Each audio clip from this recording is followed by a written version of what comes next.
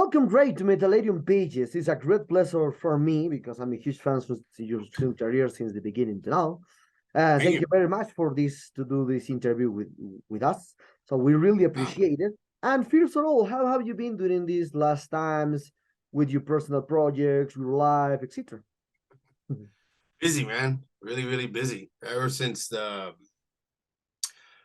the pandemic happened, everyone's been, you couldn't tour, so a lot of writing went on. So did the the last few years I've done the first Ray Alder album. I did the last Fates Warning album, the A through Z album.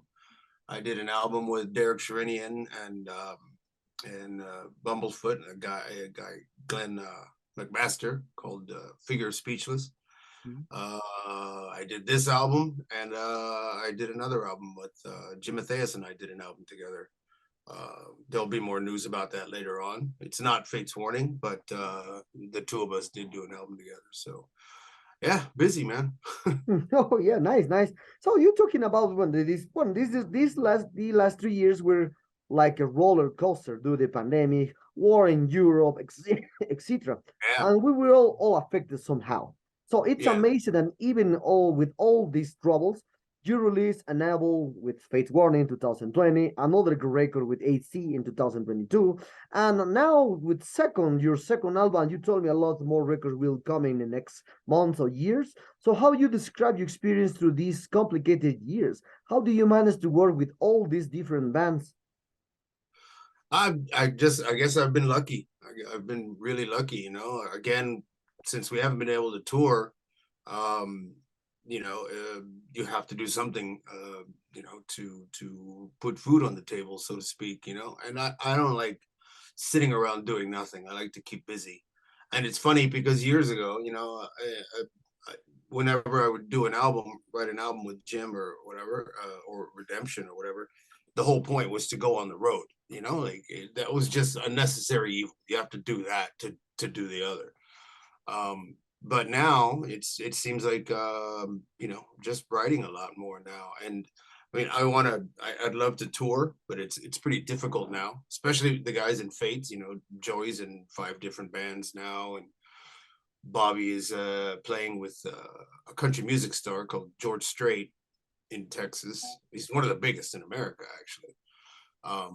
So everyone's really busy, and trying to get everyone together is really difficult. But I'm hoping that with the new album, with this new solo album, I can do some touring, get out of the house for a little while.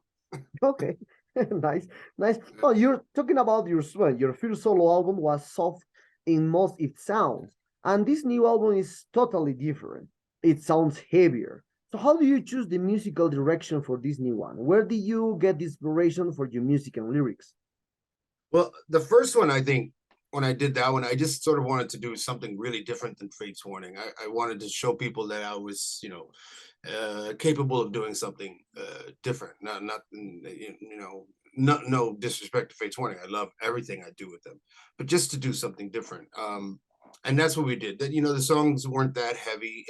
They were a little more commercial, and in a sense. But with this one, I figured, I grew up listening to heavy metal. I grew up listening to hard rock. It's just all I ever knew, Well, when I became a teenager. Before that, I was listening to disco with my mother, and Okay. soul and funk. And I still love that music. I love the vocals from that period. It was just amazing. A lot of soul in the voice. And then, as I got older, I started listening to rock and heavy metal, and all these years in Fates Warning, and I figured, there's no reason to try anything different. I did that with the A through Z already as well. That was the sort of really commercial kind of music, and I just wanted to go back to my roots, just do something, heavier, darker, longer songs, more complex writing, so I think we pulled it off. I hope so. I think it's very different than the first. Mm-hmm. Yeah. Well, talking about from this new album, we did a review from an album, and we like it a lot. Really, I like it a lot. Really, what'd you give me? What's my score? 9 over 9.10. So Mike and Tony sounds great, but let's talk about your voice. And of course, after many years on the road, your voice is not the same as 30 years ago, for example. but No. you still sound awesome. What do you do in order to keep a good level with your voice? Also, how do you manage to keep a good balance between heavy parts and softer parts or emotional parts, for example? I don't know. I think I perfectly honest, I do the best that I can with what I have left. I mean, um, I won't go into names, but I mean, there's other singers who, you know, have higher voices and used to scream it and just can't really do it as much anymore. I'm the same. I started losing my voice probably 15 years ago or so. And I was going to the doctors and, you know, they were just basically saying, you know, you can't have it forever. It's never going to be the same. Yeah. You know, you're going to get older. It's going to change. So I've changed with it, you know, obviously can't sing as high as I used to, but I mean, I do the best that I can, I guess. And, you know, as far as keeping in shape, you know, I'm always busy. I'm probably singing, you know, if I'm writing, I'm singing every day for like 6-7 hours a day. So that kind of keeps it in shape. But it's different than when we go on tour. If I go on tour, I have to rehearse. I go to a studio in the center of the city and record and sing live through the PA, through music with no vocals. And I do that probably 2 hours a day for 2 months, just to get my voice in shape to go on tour. Otherwise, I would lose my voice in a day or two. So yeah, there's that. But singing behind a mic every day is a little different. You know, you can do the same thing 100 times Okay. and get it right usually. But it only takes me once. Okay. Okay. Well, one thing that I did notice from this last album is about also about your voice. Because if I try to compare, it's normal. A fan like me hearing you in Engine, Faith Warning, and other projects, it's normally to compare your voice since the beginning to now. And one Sure. thing that I love from this new album is that your voice grow up very well. You take more approach to your voice that different from Fates Warning, for all your projects. It's even more different than AC. It's more different like the previous one. So how for you in terms of voice, what can you learn in with your now with your personal voice a lot over the years with experience, with the methods and a lot of things?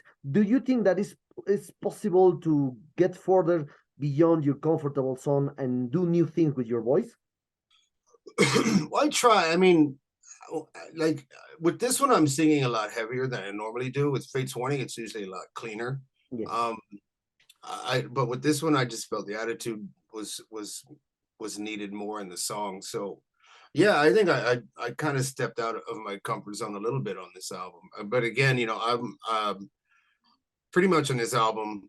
I was pushing my limits. It's about, you know, I did as much as I possibly could without without doing damage. Hopefully, I don't know.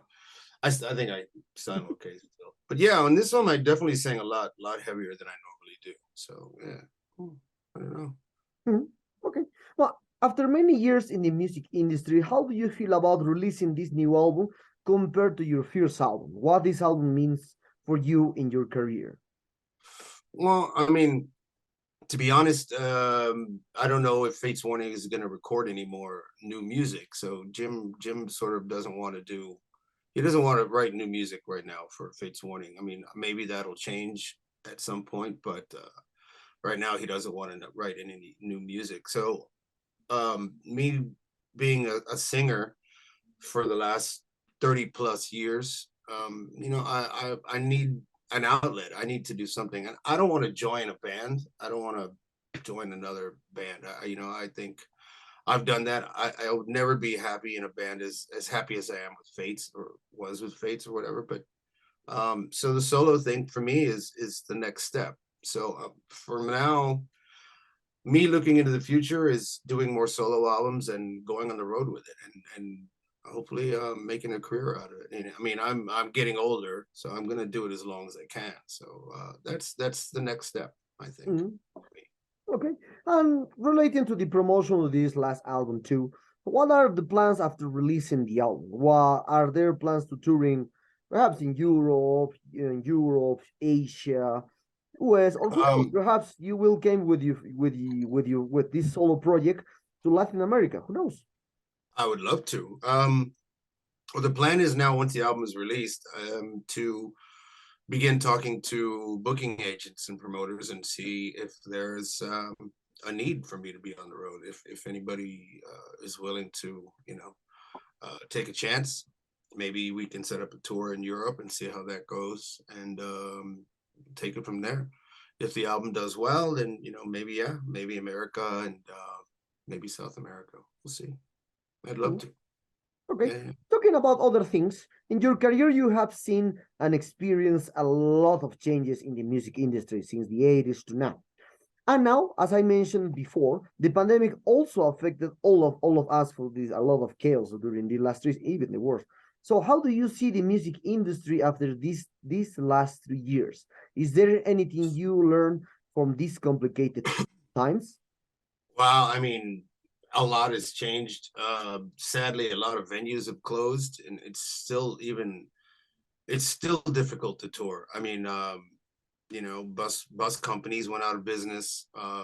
Again, venues closed, and bands are still trying to catch up. After 3 years or 2.5 years of this. So, I mean, things have gotten a lot more difficult.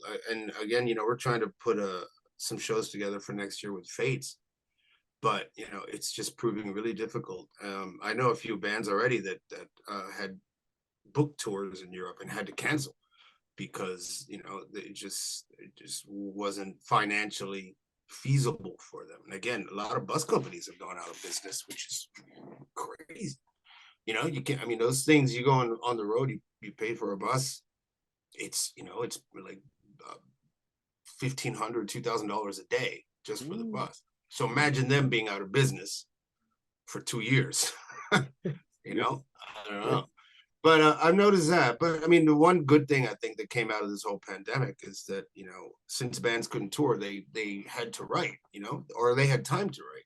Yeah. So we have a lot of new music coming out, and that's probably the only good thing that came out of the whole fucking mess for the last few years. But I think the world is slowly catching up. And for me, it was a good opportunity to work on music. And now I have all this backlog of music that I'd love to do live. I don't know. Let's see. I want to. Let's go on the road, man. Yes. Who knows?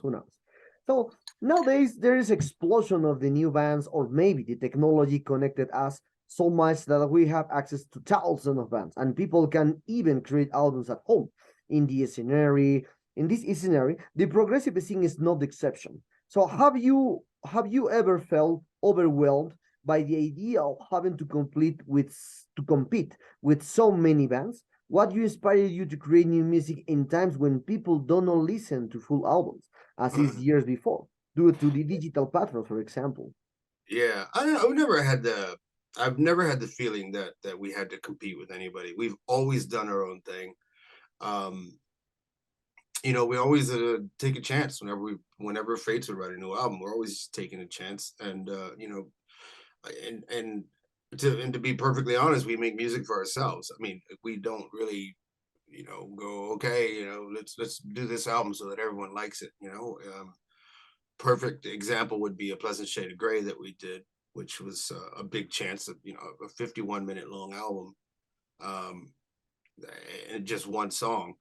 So, I mean, even the record company wasn't, they didn't love the idea, but we took a chance and we did that album just for us, because the album before that, I think it was Inside Out, I think was the one previous. And that album, we actually did sort of attempt to write more commercial type things, to keep up with the success of Parallels, which I think in the end wasn't the best idea. So again, to answer your question, we've always done our own thing. We never felt pressured to try to sound like anybody else or change ourselves to be more popular. But I don't know. And again, with my new solo album, I just did what I thought I liked. And you always take a chance and you just hope people like it, so. Well, I'm talking about the rock or metal scene. Do you have time to listen new bands, or prefer to listen to music, the music you grew up with? It's funny you asked that because I've been asked in other interviews, and it's fun. I always listen to the old shit. I listen to the things I grew up with. You know, there's not a lot of new music out that I know of. Actually, I don't really listen to new stuff. You know, it's really sad actually. But I don't really listen to that much music. But when I do, it's the older things. Things I grew up with. You know, Deep Purple, Alice in Chains,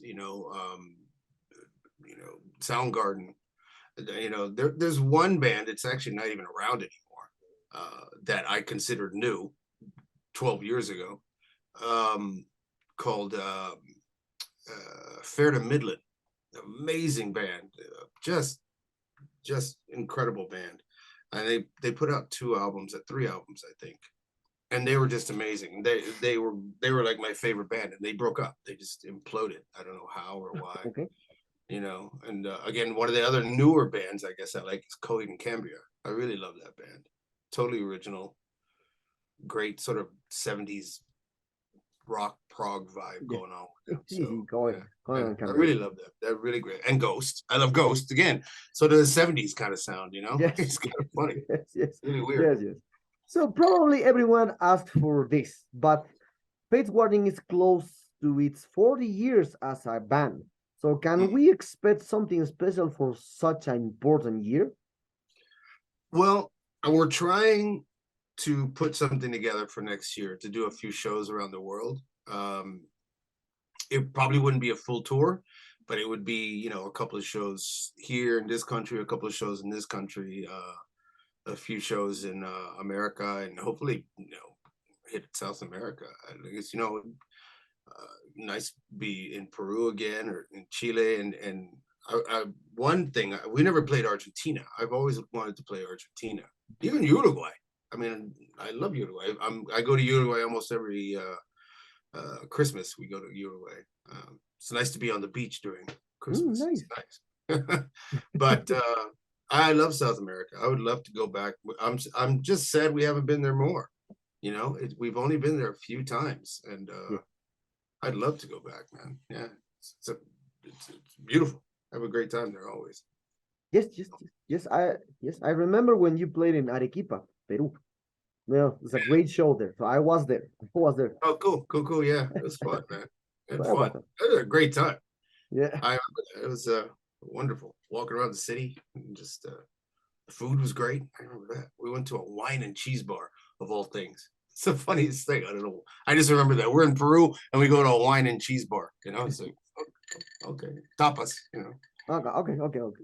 So with all your experience in a very respectable career, I wonder how you would define success in the metal scene. I mean, it's probably common for you to hear from the fans or the media that Faith Warning, for example, is an underrated band. But on the other hand, there are many fans influenced by Faith Warning, by Jim, and your voice still inspire new musicians today. So to be successful is to sell a lot of records, or to influence a lot of bands, or create a new way of making music. Well, I think, well, obviously to be successful, you make a lot of money, I guess. But the other way of success is we have created an amazing fan base over the years. Just incredible. People who have stuck with us for 40 years, man. That's pretty amazing. Even through our dry spells, not even there was a period we didn't write a new album for 9 years, and we still toured, not that much, but we still toured, and the fans were still there. And I think one of the, as far as your question, to be successful over the last few years, the last 3 albums we did, or the last 2, since the last one we weren't able to tour for, but the last 2 albums we did were some of the biggest shows we ever played. So I find that a success. And if a band that's been around for over 30 years, over 35 years, and to put out 2 albums and to have more people at the concerts than were the previous 10 years, says a lot. And I think to me that's a success, that our fans have stuck with us all these years, and even some who maybe stopped listening to us came back. So that's I think that's a nice success story to me, at least.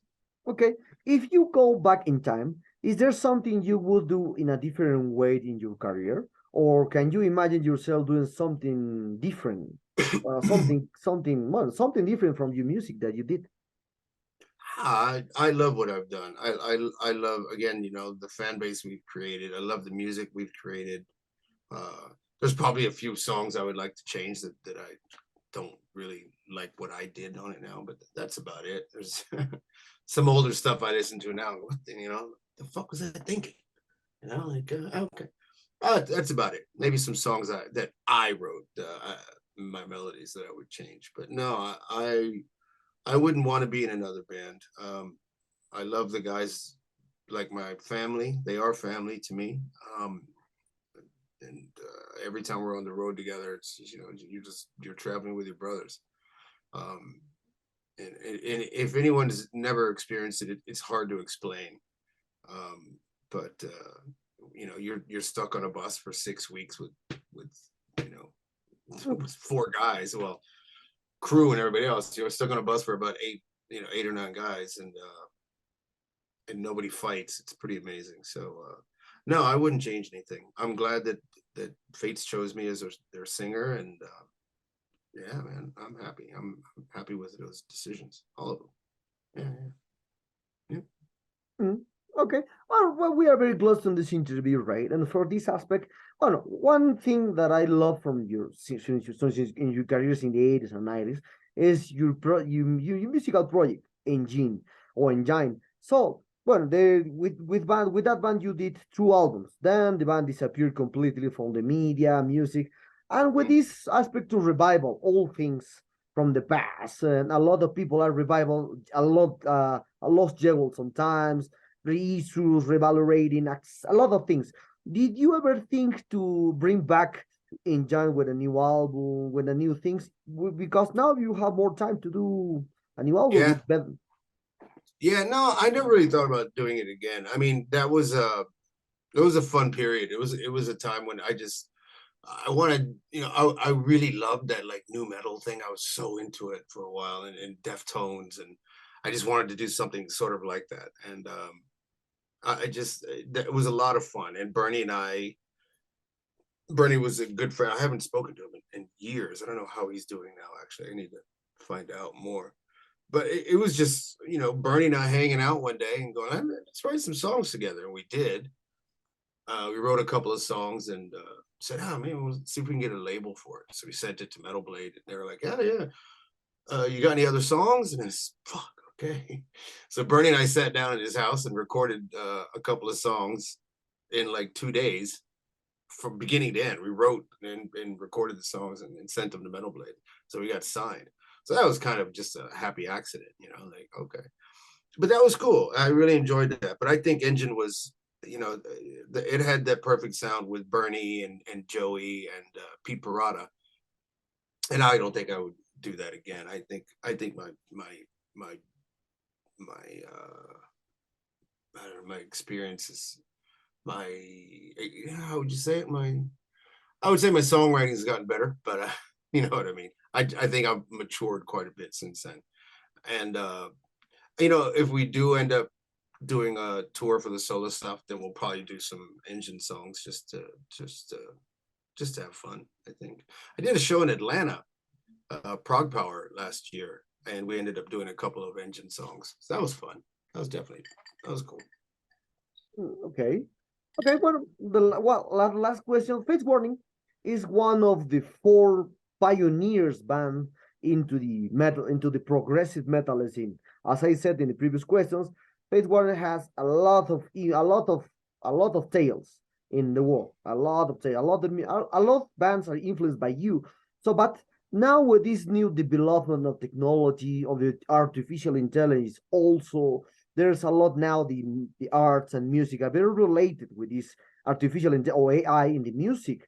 And now a lot of people are more stretched to play like a machine and not like a feeling, as you saw in the YouTube players, a lot of things. So what is your opinion about now the progressive metal scene has evolved in something like calisthenic musicians doing a lot of faster things. It's not like the old days. Yeah, it's not like the old days. Now it's I don't know. I'm not gonna insult anybody. I'm not here to do that. But I mean, yeah, I know what you mean. It's funny. It's all about speed and technical and I think you lose a lot of. Personally, I think it lacks a lot of feeling and soul to me when it's just you're just trying to show your chops. You know, look how fast I can play. Look how complicated we can get. You know, I mean that's cool, I guess. But I still like soul in music. I still like music to move me. Um, so yeah, I don't know. It's different now, I guess. But yeah, that whole AI thing, which is weird. I haven't heard any of it. I know there's a lot of. I've been reading lately, like some rap dudes are pissed because somebody made some AI songs. I haven't heard them, so I don't even know what that means. But I mean, is it like the vocals are computer generated and Yes. everything? No, not now it's possible because some people create in YouTube a Jim Morrison back with I gotta check this. that out, man. I really gotta check that out because that's really interesting. And if I mean, if you can just emulate somebody's voice, I mean, fuck, you can do anything. You know, that's scary. Yes, scary in some Future ways. is scary, man. Yes, Really yes, is. yes. Yes, Yeah. well. So one of the last questions again. So, any memories from your tours in this part of the world when you came here with the Fates Warning, especially in Peru, no? Because all I always remember the Arequipa shows, and then Lima in the third Lima Metal Fest at that time. One of one both shows I just attend one in Arequipa. I'm a huge fan from your band since the beginning to Okay. now. So, what is your perhaps do you have a special anecdote to share with us with these amazing concerts?